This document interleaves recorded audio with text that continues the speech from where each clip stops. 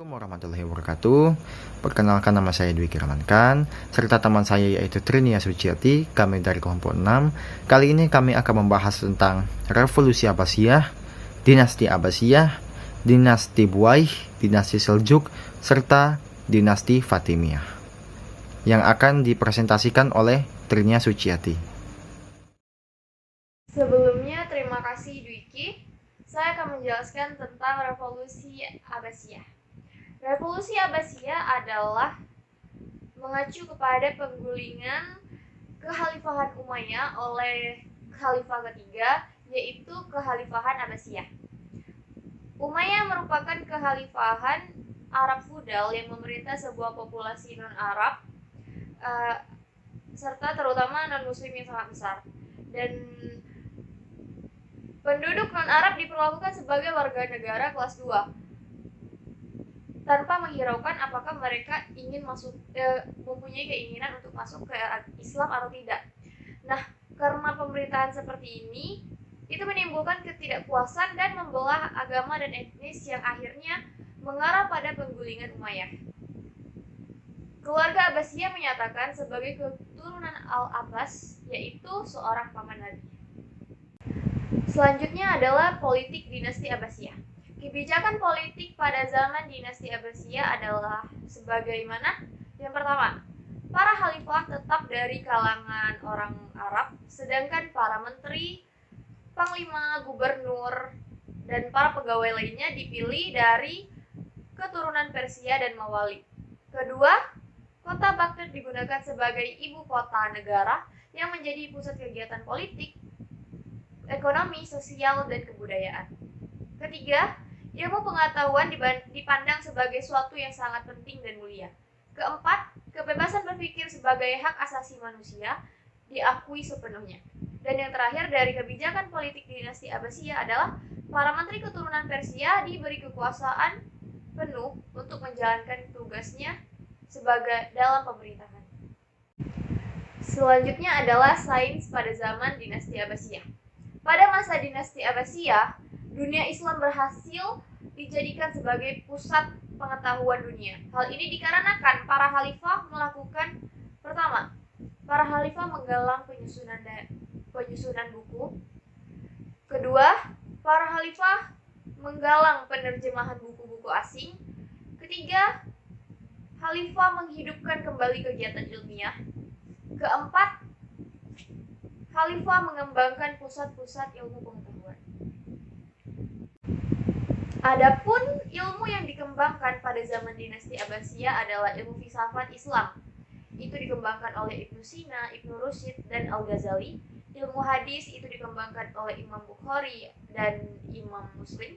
Ilmu fikih itu dikembangkan oleh Imam Hanafi, Hambali, Syafi'i, dan Maliki. Ilmu kedokteran itu dikembangkan oleh Ibnu Sina dan Jabir bin Hayyan. Ilmu geografi itu dikembangkan oleh Al-Muqaddasi dan Ibnu Kardazabah. Dalam ilmu MTK itu dikembangkan oleh Al-Hawarizmi dan Banu Musa. Selanjutnya adalah lembaga pendidikan. Lembaga pendidikan yang didirikan pada zaman dinasti Abbasiyah adalah madrasah. Dinasti Abbasiyah sangat mementingkan pengetahuan, pendidikan. Salah satu contoh madrasah yang didirikan pada zaman itu adalah Madrasah Nizamiyah. Kata madrasah berasal dari kata bahasa Arab yang artinya tempat belajar. Akar katanya adalah darasah, yaitu artinya belajar. Berikutnya, masa kekuasaan dinasti Buaih. Dinasti Buaih merupakan dinasti Syiah yang berkuasa di dalam kekhalifahan Abbasiyah. Dinasti ini berkuasa di daerah Persia, Iran. Dinasti ini didirikan oleh 3 orang bersaudara yang merupakan keturunan dari Abu Syuja Buaih. Dinasti ini mendapatkan legitimasi kekuasaan dari Khalifah Al-Radi Billah. Setelah mendapatkan legitimasi wilayah Irak, keturunan mereka melakukan perebutan kekuasaan masing-masing, sehingga membuat dinasti ini menjadi rusak dalam faktor internal maupun faktor eksternal. Namun dinasti ini mampu menjaga daerah Persia dalam waktu yang lama. Masa kekuasaan dinasti Seljuk.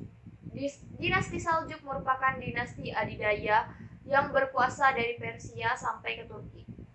Dinasti ini terbentuk setelah terjadinya perpecahan di dinasti Abbasiyah. Dinasti ini merupakan dinasti yang menghalang serangan perang salib yang terjadi di daerah Palestina. Dinasti ini dipersatukan oleh Seljuk bin Duka. Pada masa dinasti ini, rumah sakit dan madrasah gencar untuk dibangun di mana-mana, serta ilmu pengetahuan, sastra, seni, serta filsafat di dunia Islam.